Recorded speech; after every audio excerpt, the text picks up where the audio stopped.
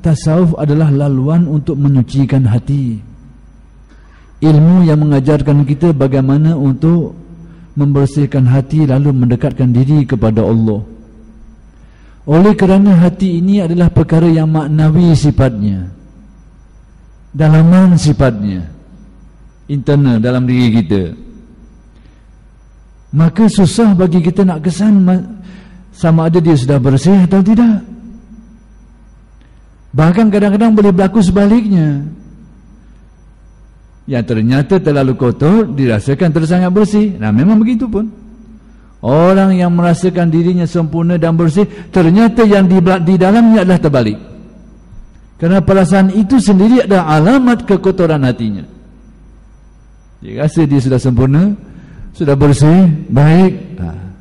Perasaan itu sebenarnya adalah berlawan dari hakikat sebenarnya.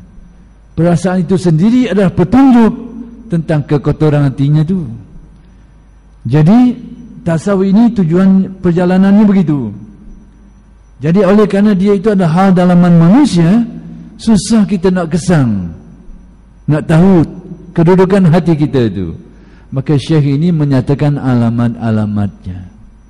Maka dalam perkara ini berkait dengan iman dan keyakinan. Kerana tasawuf itu adalah sesuatu yang terbina atas keyakinan, atas keyakinan yang hak, atas akidah yang benar. Sebab itu tidak ada tasawuf di dalam mazhab-mazhab yang menyimpang dari landasan Ahlus Sunnah wal Jamaah. Tidak ada. Kenapa? Kerana tasawuf adalah sesuatu yang terbina di atas keyakinan dan akidah yang benar. Mana-mana akidah yang tidak betul, tidak akan wujud golongan tasawuf ni. Sebab itu berkata Al-Isfaraini, antara keistimewaan mazhab Ahlus Sunnah wal Jamaah adanya satu kelompok ahli rohani yang dinamakan Sufiyah, ahli tasawuf, yang tidak ditemui dalam mazhab-mazhab lain. Kenapa? Mazhabnya itu mengandungi keyakinan yang paling tidak banyak keraguannya, banyak syaknya. Seperti keyakinan yang wujud dalam orang yang berkeyakinan Tuhan itu ada tepat situ sini, tak akan wujud aliran tasawuf yang murni dalam kelompok ini. Adanya ahli ibadah, adanya ahli zuhud, itu cerita lain. Tasawuf tidak semestinya itu. Sekalipun itu sebahagian dari makna tasawuf, tapi kezuhudan dengan erti watak zahir dalam keadaan meninggalkan yang lain selas pinggang tidak bererti dia seorang sufi. Belum tentu hatinya bersih. Demikian juga orang yang memperbanyakkan ibadah dan banyak ibadahnya, abid, belum tentu dia seorang sufi yang sudah bersih hatinya. Tidak semestinya lagi. Jadi adanya kelompok-kelompok ahli ibadah yang banyak ibadah yang zuhud dalam mazhab-mazhab yang lain dari Ahlus Sunnah wal Jamaah tidak bererti kesufian. Kerana itu sudut yang lain. Banyak ibadah tidak bererti sufi. Kena fahamlah hakikat ni.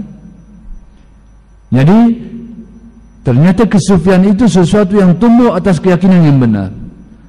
Orang-orang yang beriktikad, berkeyakinan yang buruk terhadap sahabat-sahabat Nabi besar Muhammad sallallahu alaihi wasallam, sebagai orang sahabat-sahabat Nabi ni orang yang dikasihi oleh Nabi sallallahu alaihi wasallam, jangan diharapkan ada kelompok sufi dari kalangan mereka ini.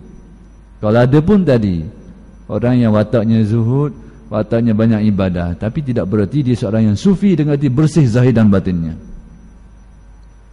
Jadi hakikatnya bahawa tasawuf itu adalah sesuatu buah yang timbul dari keyakinan yang benar, keyakinan yang hidup, yang benar, lalu tumbuh sehingga dia mempengaruhi gerak laku, mempengaruhi watak, mempengaruhi ehwal-ehwal hati, yang apa yang dinamakan sebagai adab. Maka inilah sebenarnya tasawuf.